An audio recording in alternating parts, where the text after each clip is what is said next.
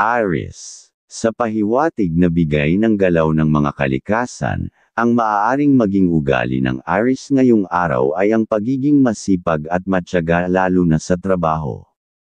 Wala sa isipan ang sumubok ng mga bagay na maaaring magpabago sa hanap buhay maliban na lang kung makakatulong ito sa pag-asenso.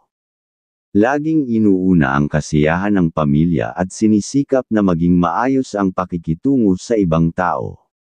Kung magsasalita man, iniingatan upang maiwasan ang hindi pagkakaintindihan o alitan.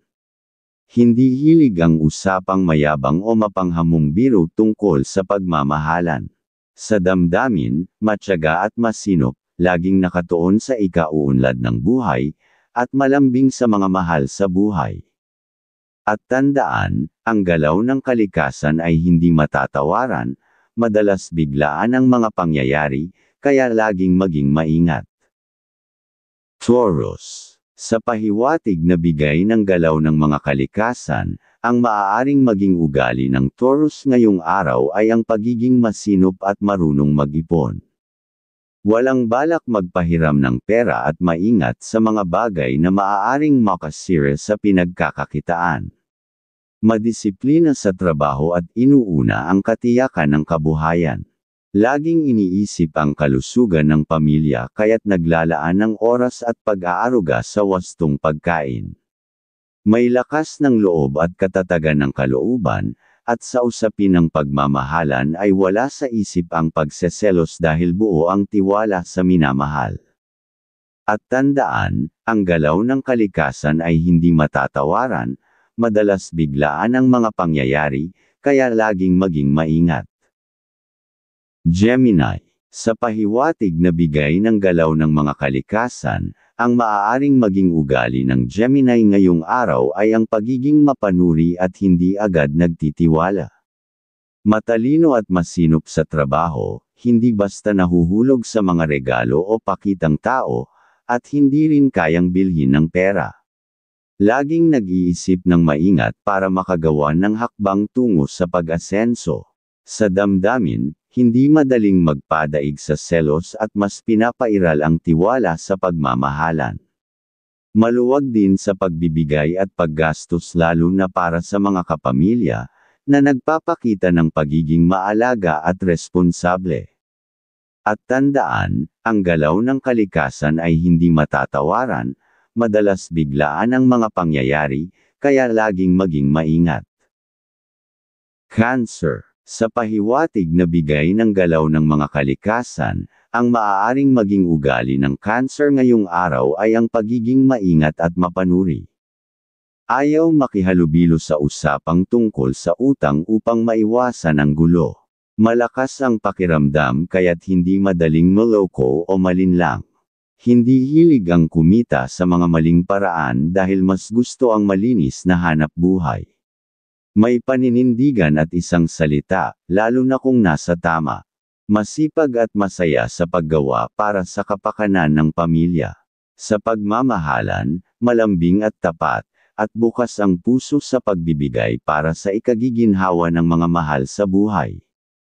At tandaan, ang galaw ng kalikasan ay hindi matatawaran, madalas biglaan ang mga pangyayari, kaya laging maging maingat.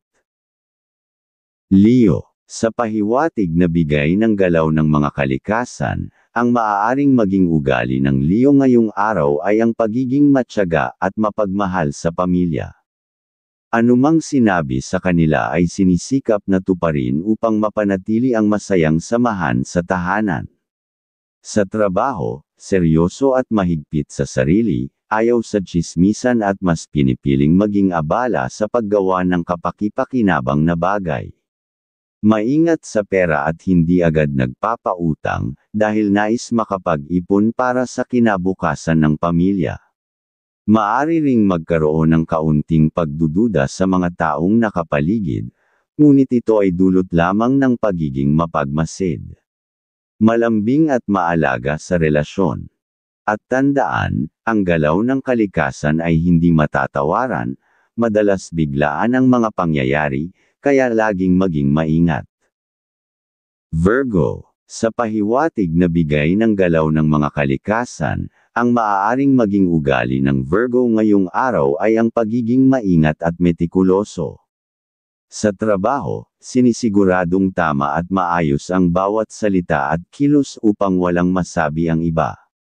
Sa pinagkakakitaan, hindi pa dalos-dalos at iniiwasan ang anumang maaaring magdulot ng problema. Ayaw ng maririnig na pagmumura sa loob ng tahanan at pinahahalagahan ang maayos na pakikitungo. Masipag at hindi nagpapatukso sa mga biglaang kita o anumang uri ng suhulan. Sa pag-ibig, hindi madaling magselos at mas pinapairal ang tiwala sa minamahal. Ngayong araw, lumalabas ang kakaibang karisma at sex appeal na nakakaakit at nakakaaliw sa maraming tao. At tandaan, ang galaw ng kalikasan ay hindi matatawaran, madalas biglaan ang mga pangyayari, kaya laging maging maingat. Libra. Sa pahiwatig na bigay ng galaw ng mga kalikasan, ang maaaring maging ugali ng Libra ngayong araw ay ang pagiging masipag at tapat sa trabaho. Hindi nagpapabiye dahil ayaw mapintasan ng iba. Sa usapin ng pera, inuuna ang kapakanan ng pamilya at ayaw magpautang upang maiwasan ang gulo. Maaari ring lumabas ang pagiging masungit sa ilang pagkakataon, lalo na kung may mga usapang mahaba at paulit-ulit na ayaw pag-aksayahan ng oras. At tandaan, ang galaw ng kalikasan ay hindi matatawaran, madalas biglaan ang mga pangyayari, kaya laging maging maingat. Scorpio. Sa pahiwatig na bigay ng galaw ng mga kalikasan, ang maaaring maging ugali ng Scorpio ngayong araw ay ang pagiging mabait at maalaga, ngunit kapag nagalit ay diretso at prangka magsalita. Kaya't madalas, umiwas sa mga usapang mahaba na walang kabuluhan. Sa trabaho, mas gustong kumilos mag-isa kaysa makipagkwentuhan. Sa tahanan, ayaw ng maraming bisita upang makaiwas sa tsismisan at hindi pagkakaunawaan. May kadalian ding magduda sa mga bagong kakilala kaya't laging nag-iingat. Sa pagmamahalan, malambing at tapat sa minamahal. At tandaan, ang galaw ng kalikasan ay hindi matatawaran, madalas biglaan ang mga pangyayari, kaya laging maging maingat. Sagittarius. Sa pahiwatig na bigay ng galaw ng mga kalikasan, ang maaaring maging ugali ng Sagittarius ngayong araw ay ang pagiging diretso at ayaw sa usapang paligoy-ligoy. Kung may kausap na hindi malinaw, iiwanan na lamang upang matapos agad ang usapan. Sa pera, maaaring magpahiram sa kamag-anak, ngunit sa ibang tao ay tatanggi upang makaiwas sa problema. Sa trabaho, tinitiyak na natutupad ang anumang binitawang salita at ayaw mapahiya. Sa relasyon, hindi sakitin ng selos at laging nagtitiwala sa sinasabi ng minamahal. At tandaan, ang galaw ng kalikasan ay hindi matatawaran, madalas biglaan ang mga pangyayari, kaya laging maging maingat. Capricorn. Sa pahiwatig na bigay ng galaw ng mga kalikasan, ang maaaring maging ugali ng Capricorn ngayong araw ay ang pagiging tahimik at kalmado. Ayaw ng mga usapang mahaba at paligoy-ligoy, mas pinipili ang katahimikan at konsentrasyon sa trabaho. Maingat sa bawat ginagawa at mapanuri sa bawat detalye. Malikhain at laging nakakapag-isip ng bagong ideya upang mapabuti ang kabuhayan. Sa pera, may kahandaang gumastos para sa kapakanan ng pamilya ngunit nananatiling praktikal at disiplinado. At tandaan, ang galaw ng kalikasan ay hindi matatawaran, madalas biglaan ang mga pangyayari, kaya laging maging maingat.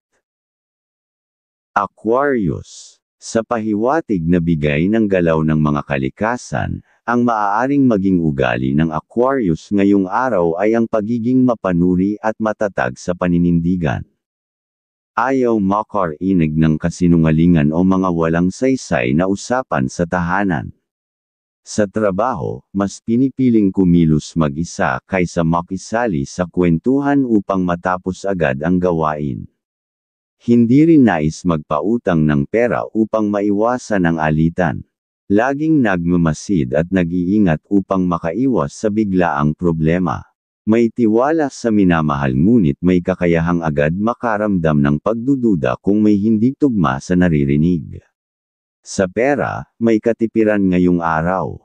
At tandaan, ang galaw ng kalikasan ay hindi matatawaran, madalas biglaan ang mga pangyayari, kaya laging maging maingat. Pisces, sa pahiwatig na bigay ng galaw ng mga kalikasan, ang maaaring maging ugali ng Pisces ngayong araw ay ang pagiging matapang at diretso sa mga gawain. Iiwas sa mga usapang mahaba at walang saysay, mas gugustuhin ang katahimikan at pagkakaroon ng maayos na resulta sa ginagawa. Sa tahanan, maalaga sa pagkain ng pamilya at laging handang tumulong sa mga magulang at kapatid. Sa usapin ng damdamin, malambing at puno ng pagmamahal sa kapareha. At tandaan, ang galaw ng kalikasan ay hindi matatawaran, madalas biglaan ang mga pangyayari, kaya laging maging maingat.